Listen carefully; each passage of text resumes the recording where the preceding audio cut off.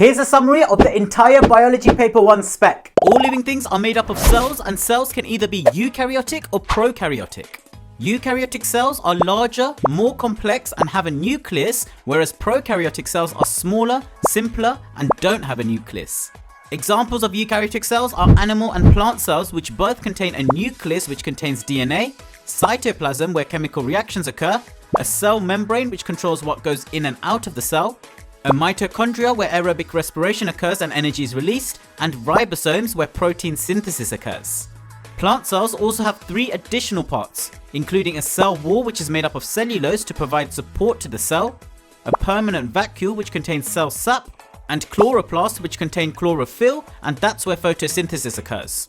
Bacteria cells are prokaryotic and they contain a cell membrane, cytoplasm, ribosomes and cell walls, and instead of a nucleus, their DNA floats around in the cytoplasm as a circular strand or as small rings known as plasmids.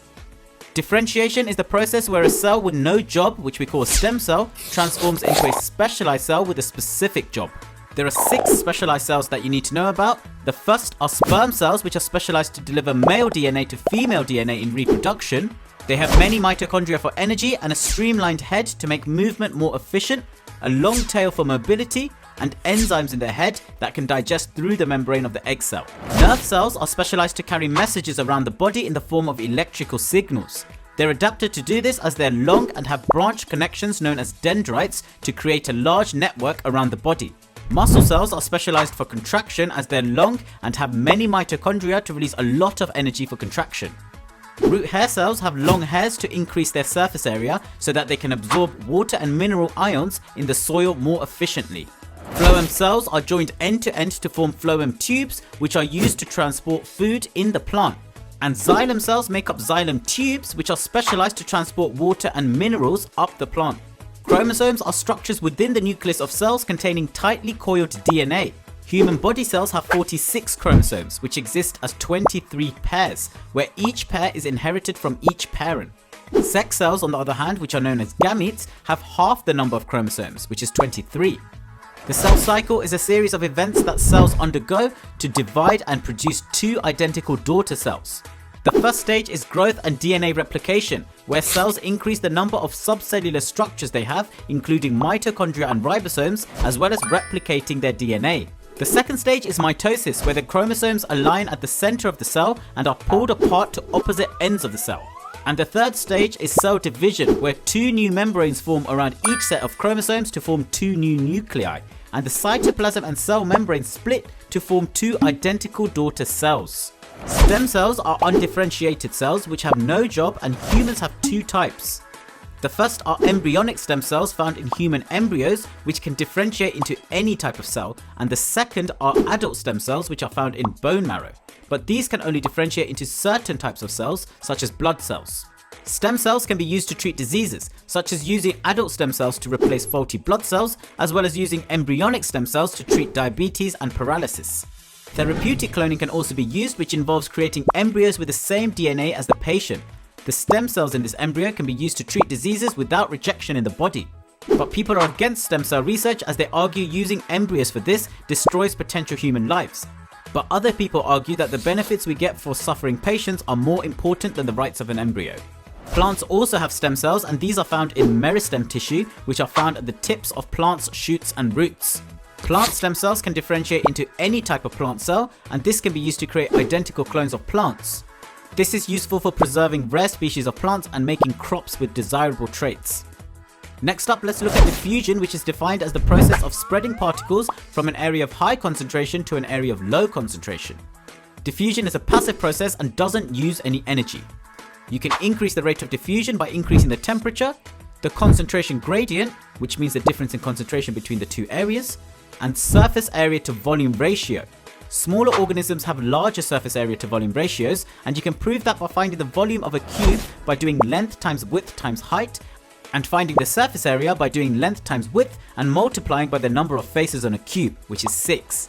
This gives a ratio of 6 to 1 for a small 1 meter cube, but if you were to do the same thing for a larger 2 meter cube, you'd find it has a smaller surface area to volume ratio of 3 to 1. This shows that smaller organisms like bacteria cells have such a high surface area to volume ratio, they can exchange substances in and out purely by diffusion as the rate is very fast. However, larger organisms like animals and plants need exchange surfaces as they have a very small surface area to volume ratio. The 4 exchange surfaces that you need to know about include alveoli in the lungs, which are used for gas exchange, leaves, which are adapted for gas exchange in plants, villi, which absorb nutrients in the small intestines, and gills, which fish use for gas exchange. These 4 examples have different factors that make them exchange substances more efficiently. This includes having thin membranes for a short diffusion pathway, large surface areas to maximize diffusion, and some are ventilated to maintain a diffusion gradient. Osmosis is basically diffusion with water, and it's the net movement of water particles from an area of high water concentration to an area of low water concentration through a partially permeable membrane, which is a membrane which only lets small particles like water through. Osmosis occurs when root hair cells absorb water from the soil. Here, water moves from a high water concentration in the soil to a low water concentration in the root hair cell. Active transport is basically the opposite of diffusion, and it's the net movement of particles from an area of low concentration to an area of high concentration against a concentration gradient. This process uses energy that comes from respiration. Root hair cells use active transport when they absorb mineral ions from the soil. This is because the mineral ion concentration is lower in the soil than in the cell, so energy is needed to move it against the concentration gradient. Another example of active transport is when humans absorb glucose from the gut into the bloodstream. Cells are the basic building blocks of all living organisms, and a group of cells with a similar structure and functions that work together to carry out specific jobs are known as tissues. Organs are complex structures composed of different tissues performing specific functions, and the organs are organized into organ systems which work together to form an organism. Enzymes are biological catalysts, which are large proteins that speed up reactions without being consumed or altered. They're folded into unique shapes with a gap in them called an active site. This active site fits particles in it known as substrates, and it breaks it up into products that leave the active site and make it available for other substrates to enter. Only one type of substrate can fit into the active site, and this is known as the lock and key model. As temperature increases, the rate at which enzymes work increases, and this is because there are more collisions between the enzymes and the substrates. The rate is at a maximum at the optimum temperature, but if the temperature gets too high, the rate will decrease as the enzymes denature, which means that they change shape and the substrate no longer fits in the active site. Enzymes also have optimum pHs where they work the best, and if the pH becomes too high or too low, the enzyme will denature, causing the rate to decrease. Enzymes are important in digestion as there are 3 digestive enzymes that break food down. Carbohydrase enzymes such as amylase break down carbohydrates into sugars. Protease enzymes break down proteins into amino acids, and lipase enzymes break down lipids into glycerol and fatty acids. The digestive system begins in the mouth where the teeth chew food, and saliva containing amylase breaks down carbohydrates into simple sugars. The food then goes down the esophagus and into the stomach, which produces protease enzymes to break down proteins into amino acids. The stomach also produces hydrochloric acid, which provides the optimum pH for the protease enzymes to work their best and also kills bacteria. The liver produces bile, which neutralizes the stomach acid and emulsifies fats into smaller droplets.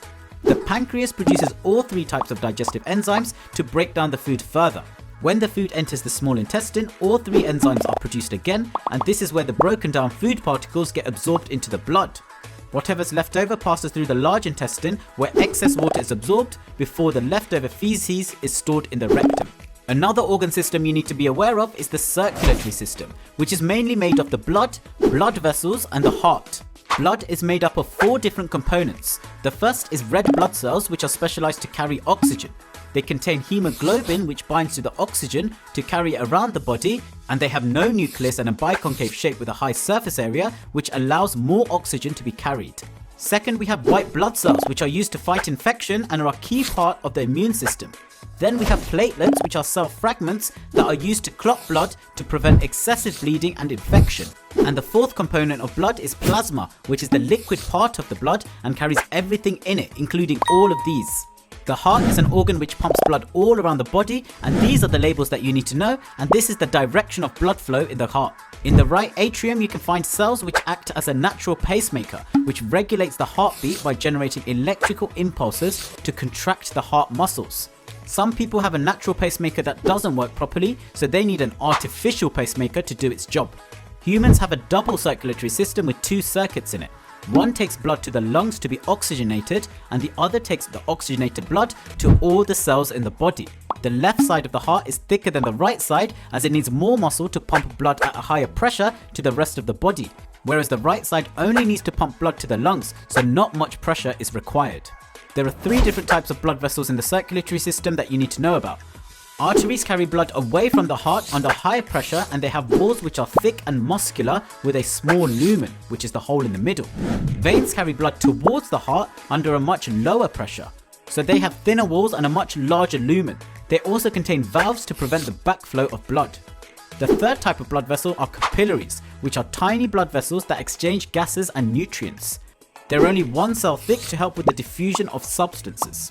The lungs are organs located in the thorax and take in air through the trachea, which divide into bronchi, which further divide into bronchioles. At the end of the bronchioles, there are tiny air sacs present known as alveoli, where gas exchange occurs. Cardiovascular diseases are diseases that are related to the circulatory system, and coronary heart disease, or CHD, is a disease that affects the coronary artery. The coronary artery is a blood vessel that supplies the heart muscles with blood and allows it to contract. When a person has CHD, their coronary arteries become blocked due to a build of fatty material, and it can lead to chest pain and heart attacks. CHD can be treated using stents, which are devices made of metal mesh that keep coronary arteries open. They can also be treated with statins, which are a class of drugs which lower cholesterol in the blood. By lowering cholesterol, you can decrease the build-up of fatty material. The disadvantages of using these, however, is that they need to be taken regularly without interruption, and they can also cause side effects. Artificial hearts can be used when a patient's heart has failed and a heart transplant isn't immediately available. They have a reduced risk of infection as they're made up of man-made materials, but as with any surgery, there's a risk of rejection. Sometimes valves in the circulatory system can be faulty, and when this occurs, they can be replaced with mechanical valves made of man-made materials or biological valves which come from other mammals such as pigs. Coronary heart disease is an example of a non-communicable disease, and this means it can't spread between organisms. Other examples of these include cancer and diabetes. Risk factors are factors that increase the chance of a person developing a disease, and they can be aspects of a person's lifestyle, like not doing enough exercise and developing cardiovascular disease, or being obese and increasing your chance of developing type 2 diabetes. This can also be substances taken into a person, such as alcohol, which increases your chance of developing liver cancer and heart disease, and smoking, which can increase your chances of developing lung and mouth cancer as well as heart disease. Cancer is a condition characterized by uncontrolled growth and division and can lead to the formation of tumors, which can either be benign or malignant. Benign tumors are not cancerous as the growth of abnormal cells are contained within one area within a membrane, so they don't invade other parts of the body. Malignant tumors, however, are cancerous, and they spread to different parts of the body in the blood and form secondary tumors. Risk factors for cancer include smoking, obesity, UV exposure, and some viral infections. In plants, there are 6 different types of plant tissue that you need to know about. Epidermal tissue, where the upper epidermis in the leaves are transparent to let light through. The palisade mesophyll tissue, which consists of closely packed cells with a lot of chloroplast to maximize light absorption for photosynthesis. And the spongy mesophyll tissue, where cells are more loosely arranged with air spaces to help with diffusion of gases like carbon dioxide. The xylem and phloem tissue are part of the plant's transport system. The xylem transports water and minerals up the plant from the roots to the leaves and are made up of dead cells which are strengthened by lignin. These tubes are completely hollow, and the route the water takes around the plant is known as the transpiration stream. The phloem transports sugar and other food substances both up and down the plant and are made of elongated living cells with end walls between them. The process where sugars move through the plant is known as translocation. The lower epidermis at the bottom of the leaf have many holes in them called stomata, which open and close due to guard cells either side of them. In the daytime, when light intensity is high, the guard cells become more turgid as they get full of water and open up to allow for gas exchange. Whereas in nighttime, there's less light intensity, the guard cells lose water and become flaccid, which causes them to close, so less gas exchange occurs. The final tissue type in plants are meristem tissue, which is found on growth points at the tips of shoots and roots. And here, there are stem cells which can differentiate into specialized cells. Transpiration is caused by the evaporation and diffusion of water from the plant's surface and mostly occurs in the leaves through the stomata. The rate of transpiration can increase due to more light intensity as the stomata open up for gas exchange. higher temperature as water molecules get more energy, meaning the rate of evaporation and diffusion increases, increasing air flow rate as it keeps the concentration of water outside the leaf low by blowing water particles away and increasing the concentration gradient, and by decreasing humidity, which also decreases water concentration outside the leaf and increases the concentration gradient. You can measure the rate of transpiration by using a photometer and timing how long it takes for a bubble to move across the capillary tube for a certain distance. Next up, we can talk about communicable diseases, which are diseases which can spread between organisms due to pathogens. Pathogens are microorganisms that can invade and harm the body, and there are 4 types that you need to know about. The first are bacteria, which are living cells that can produce poisons known as toxins, which can cause illness. Viruses, which reproduce inside body cells and cause them to burst and attack other cells. Protists, that are single-celled eukaryotes that can spread through vectors such as mosquitoes. And fungi, which can be both single-celled or multi-celled. Here are all 7 communicable diseases that you need to know about and a summary of what you need to know about them. You can reduce the spread of a disease by having good hygiene such as washing hands, destroying vectors that spread disease like using insecticides to kill mosquitoes that carry malaria, isolating infected individuals, and vaccinating people to prevent them from getting the disease. Humans have several defenses to prevent pathogens from entering the body. The skin acts as a barrier and produces antimicrobial substances to kill pathogens. The nose contains hairs and mucus that trap particles containing pathogens. The air passages also produce mucus but are lined with cilia, which are hair-like structures that move mucus and pathogens out of the respiratory system into the back of the throat, where it can be swallowed into the stomach, which produces hydrochloric acid which kills pathogens. If all the defenses fail and the pathogen enters the blood, the person is said to be infected and the immune system kicks in to fight the pathogen. White blood cells known as phagocytes carry out phagocytosis, where they engulf and digest pathogens. While other white blood cells known as lymphocytes produce antibodies that bind to pathogens and help them get destroyed. After all the pathogens of an infection have been destroyed, some of the lymphocytes stay behind as memory cells so that if a pathogen was to reappear, they can rapidly produce more antibodies so that the pathogen can be killed before the symptoms of the disease appear. At this point, the person is said to be immune. Lymphocytes also produce antitoxins, which are substances that neutralize toxins produced by bacteria. Vaccinations involve injecting a dead or inactive pathogen into the body. These trigger the lymphocytes to produce antibodies without the disease actually occurring. This causes the lymphocytes to stay behind as memory cells so that if the real pathogen was to enter the body, the memory cells can rapidly produce a large volume of antibodies to prevent symptoms of the disease.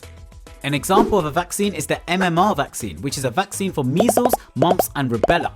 These are the advantages and disadvantages of vaccines. Other drugs that can be used when you have a disease are painkillers such as paracetamol and aspirin, which manage symptoms such as pain and fever, but don't actually kill the pathogen that caused the disease. Antibiotics, however, do kill pathogens. They can only kill bacteria and not viruses, because viruses reproduce inside cells, so it's difficult to destroy them without destroying your own body cells. A problem we have with antibiotics is that if they're overused, bacteria can rapidly evolve to become resistant to the antibiotics. This means antibiotics will not be able to kill bacteria and can cause serious infections. To avoid this, doctors are told to only prescribe them when infections are serious and tell the patients to complete the full course of antibiotics even if they feel better. A lot of the drugs that are used in today's medicine come from plants and microorganisms. The painkiller aspirin, for example, is made from willow bark. The antibiotic penicillin comes from mold, and digitalis, which is used to treat heart conditions, comes from foxgloves. There are many stages of drug development that drugs must undergo before they can be taken by the public. Preclinical trials start off with tests on human cells and tissue, and then go on to tests on animals. This tests for efficacy, which tests how well it works, toxicity, which checks how harmful it is, and dosage, which tests how often the drug needs to be taken and what concentration needs to be taken. The drug is then ready for clinical trials on humans. The first part of this involves giving low doses of the drug to healthy volunteers to check for side effects. The dose is then gradually increased until the optimum dose is found. The next stage involves giving the drug to patients by splitting them into 2 groups. The first group receives the new drug being developed, and the second group receives a placebo, which is a substance that looks like the drug but doesn't actually do anything. These trials are blind, which means the patient doesn't know whether they're taking the real drug or the placebo. This prevents them from being subconsciously influenced. Some trials are even double-blind, where both the patient and the doctors don't know whether the patient received the real drug or the placebo. Once clinical testing is done, peer review is carried out where other scientists check the validity and the reliability of the trial. Next up, we have photosynthesis, which is the process where plants convert carbon dioxide and water into glucose and oxygen using light energy from the sun, which makes this an endothermic process. It mainly occurs in chloroplasts in plant cells, which contain chlorophyll, which absorbs sunlight. The glucose that plants make from photosynthesis can be used for respiration, making cellulose for cell walls, making amino acids by combining with nitrate ions, making lipids which are stored in seeds, and making starch which are stored in the plant. The factors that affect photosynthesis include light intensity, carbon dioxide concentration, and temperature. As you increase light intensity, the rate of photosynthesis increases, and then it eventually plateaus because either the CO2 concentration or the temperature become the limiting factor. This just means that either one of these need to be increased to increase the rate of photosynthesis further. The graph for CO2 concentration is the same, but this time the graph plateaus because either light intensity or temperature is the limiting factor. The graph for temperature is different as the rate increases until it reaches a maximum at the optimum temperature. But if the temperature is increased further, the rate decreases as the enzymes in the plant denature. Metabolism is defined as the sum of all the chemical reactions in an organism and is regulated by enzymes. Examples of the reaction in metabolism include joining multiple glucose molecules to make starch and cellulose in plants and glycogen in animals, forming lipids by joining one glycerol molecule to 3 fatty acid molecules, forming amino acids by joining glucose to nitrate ions, breaking down excess proteins into urea, and breaking down glucose in respiration to transfer energy. Respiration is defined as a chemical process that transfers energy by breaking down glucose, and this is an exothermic process which releases energy. The energy released from respiration can be used for keeping warm, contracting muscles for movement, and building larger molecules from smaller ones. Aerobic respiration is respiration with oxygen and occurs in the mitochondria. Here, glucose reacts with oxygen to form carbon dioxide and water. Anaerobic respiration, on the other hand, is respiration without oxygen, and it doesn't release as much energy as aerobic respiration. In muscle cells in humans, anaerobic respiration converts glucose into lactic acid, whereas in plants and yeast cells, glucose is converted into ethanol and carbon dioxide. This is used in fermentation, where anaerobic respiration in yeast is used in bread making, where CO2 causes bread to rise, and in alcoholic drink, where the ethanol makes the drink alcoholic. When you exercise, muscles contract more, meaning more energy is needed from respiration. This means your breathing rate, breath volume, and heart rate all increase to supply oxygen for aerobic respiration.